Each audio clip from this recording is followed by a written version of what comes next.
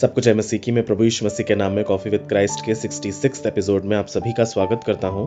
और आज हम एक गंभीर विषय पर बात करने वाले हैं जिसका टाइटल है लालसाओं की कब्र। जी हाँ, द ग्रेव ऑफ क्रेविंग।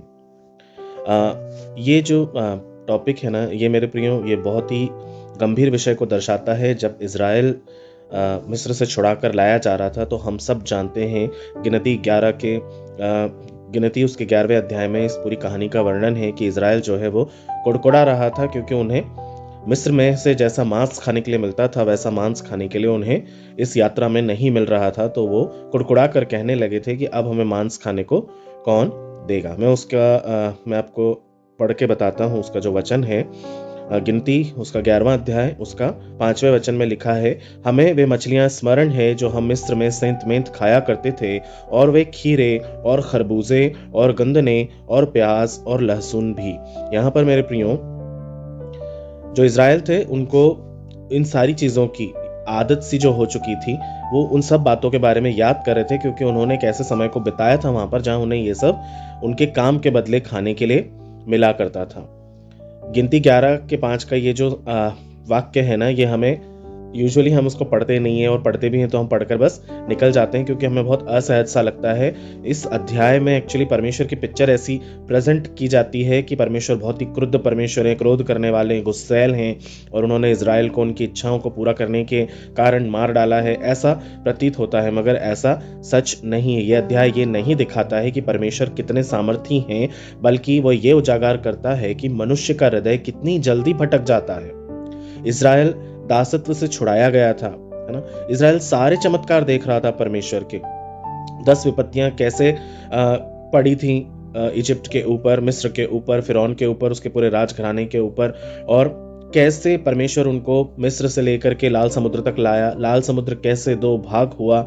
हर दिन आकाश से स्वर्गीय मन्ना जो है वो उनके लिए प्रकट हो जाता था। और सबसे बढ़कर, इन सारी भौतिक आशीषों से बढ़कर भी परमेश्वर स्वयं उनके साथ निवास कर रहे थे। फिर भी मेरे प्रियो, ये उनके लिए पर्याप्त नहीं था। मतलब परमेश्वर आपके साथ है, ईश्वरों का परमेश्वर आपके साथ रह रहा है, और आपको वो भी पर्याप्त नहीं है। मेरे लिए तो ये बहुत अचंभा करने वाली बात हो गई है कि कैसे इज़राइल इस बात को नहीं समझ पा रहे थे कि आपके साथ में पूरे जगत का सृष्टि करता रह रहा है बीच में आपके, और फिर भी आपको कमी लग रही है। फिर भी इज़राइल कुड़कुड़ाते हैं कि 11:14 को हम फिर से पढ़ेंगे। वहां क्या लिखा है, मैं अकेला अब इन सब लोगों का भार नहीं संभाल सकता, क्योंकि यह मेरी शक्ति से बाहर हो गया है। मूसा यहाँ पर परमेश्वर से कह रहे हैं कि मैं इनको अब नहीं संभाल सकता हूं, क्योंकि इनकी तो लालसाएं कमी नहीं हो रही हैं, और मेरे लिए इनको संभालना अब मुश्किल सा हो गया है।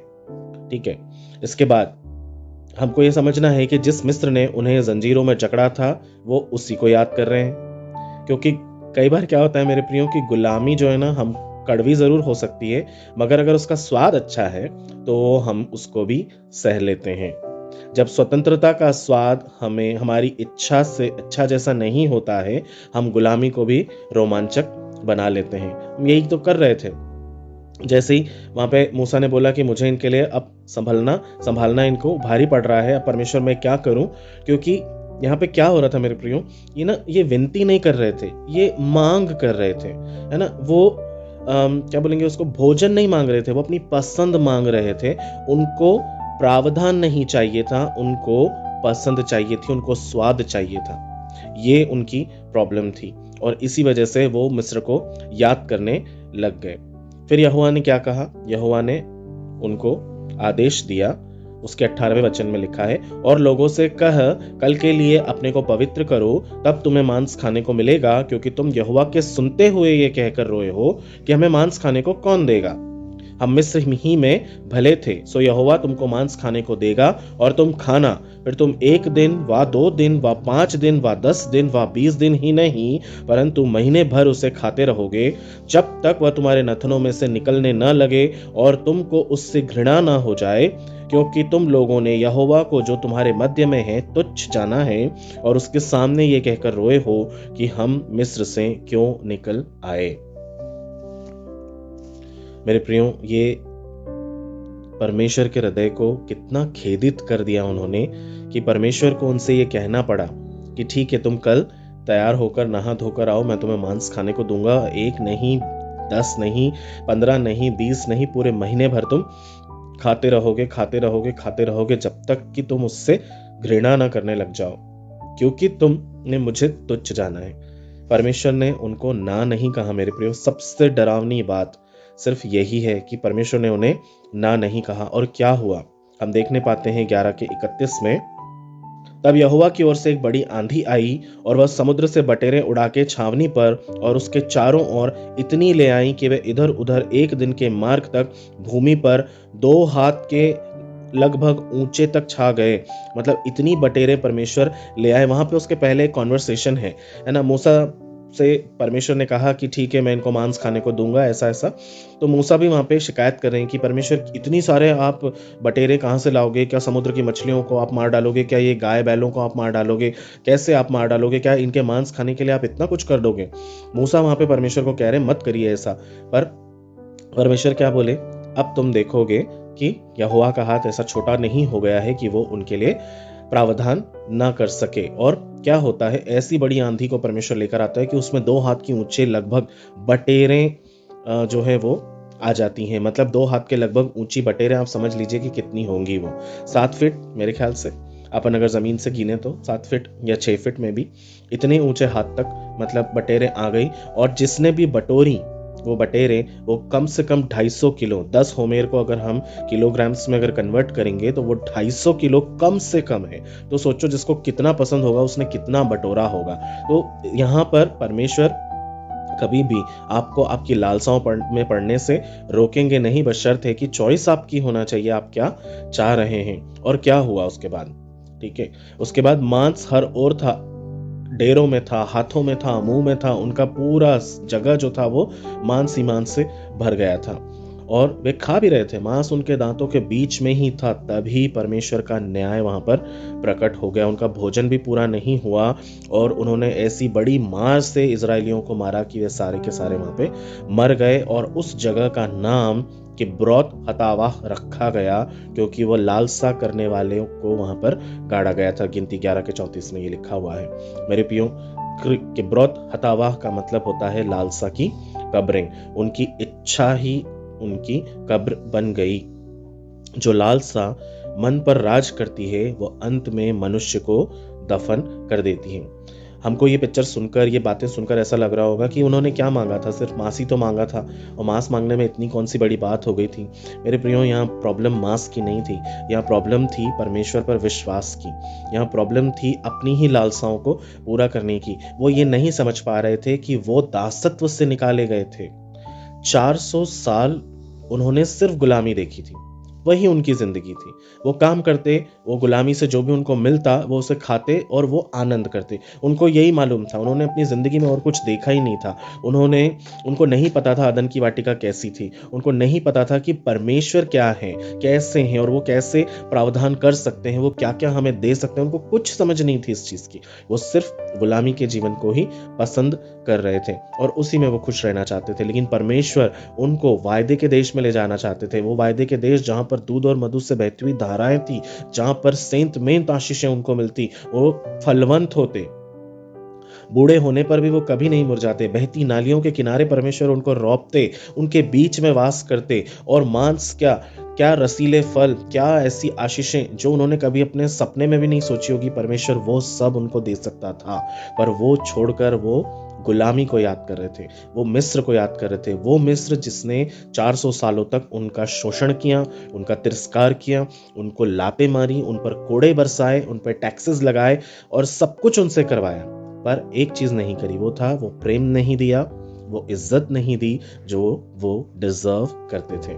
लेकिन फिर भी उनको वही चाहिए था। इसलिए परमेश्वर को बुरा लगा कि मैं स्वयं सृष्टिकर्ता इनके साथ हूं और इन्हें मैं नहीं चाहिए, इन्हें ये भौतिक भोग विलास की वस्तुएं चाहिए आनंद करने के लिए। मुझ में इनको आनंद नहीं मिल रहा है, मुझ में इनको संतुष्टि नहीं मिल रही, इनको सिर्फ सांसारिक बातों में और अपनी ही लालसाओं में इनको संतुष्टि मिल रही, तो ठीक है, मैं इनको वो भी दे देता हूँ। और परमेश्वर ने दिया और तुरंत न्याय प्रकट हुआ, और न्याय प्रकट होने के साथ ही उनकी जिंदगियां तबाह हो गई। मेरे ख्याल से अगर वो वायदे के देश में पहुंचते हैं तो ये जो मांस इनके नथनों में, इनके दांतों के बीच में ही था मेरे प्रियो, ये वो चाव से खाते, उनकी हड्डियों को वो मांस लगता भी और उनके कद काठी में भी चेंजेस आते, वो अच्छे रूपवान हो सकते थे, लेकिन नहीं, उन्हें मांस चाहिए था, परमेश्वर नहीं चाहिए था। परमेश्वर ने उन्हें मांस चाहने के लिए नहीं मारा मेरे प्रियो, उन्होंने उन्हें इसलिए न्याय दिया क्योंकि वे दाता को ठुकराकर दान चाह रहे थे, उपस्थिति से ज्यादा आनंद चाह रहे थे, और परमेश्वर से ज्यादा वो भूख पर विश्वास कर रहे थे। याद रखिए मेरे प्रियो, जब आशीष देने वाले से ज्यादा बड़ी हो जाती है तो वो मूर्ति बन जाती है, और वही मूर्ति पूजा भी कहलाती है। इसलिए हमें उससे बचकर रहना है। कई बार हम हमारे ही मूर्ति पूजक हो जाते हैं, हम कितने सुंदर, हम कितने अच्छे। मेरे प्रियो, परमेश्वर को ये कभी नहीं भाता है। हम आज भी उसी संस्कृति में जी रहे हैं, जैसे आराम, सुख, नियंत्रण, स्वीकृति, है ना, सब पसंदीदा चीजें, लेकिन हम प्रार्थना को सौदे में बदल डालते हैं। हे परमेश्वर, हमें आशीष दे या रास्ते से हट जा। सीधी सीधी बात, हम तो ऐसे प्रार्थना करते हैं परमेश्वर से। मेरे प्रियो, परमेश्वर ये नहीं चाहता है। गिनती 11 का ये अध्याय हमको यही सिखाता है कि कभी कभी परमेश्वर हाँ इसलिए भी कहते हैं ताकि हमें दिखा सकें कि हमने क्या खो दिया। याद रखना मेरे प्रियो, जो भी हम चाहते हैं हम उसे पा सकते हैं, जो हमें चाहिए हम उसे खो भी सकते हैं। पेट भरा हो सकता है पर विश्वास भूखा रह सकता है, और आशीषों की लालसा आशीष देने वाले से नफरत सिखा सकती है। इसलिए कोशिश करें कि हम अपनी लालसाओं में ऐसे ना पड़ें कि हमारी जिंदगी के ऊपर आ जाए। ये जिंदगी बहुत अमूल्य है और परमेश्वर ने इसे हमें भरपूरी से जीने के लिए दिया है, पर उसकी इच्छा के अलाइनमेंट के साथ, ना कि सिर्फ अपनी मर्जी पूरी करने के लिए। तो हम इन बातों को ध्यान रखें।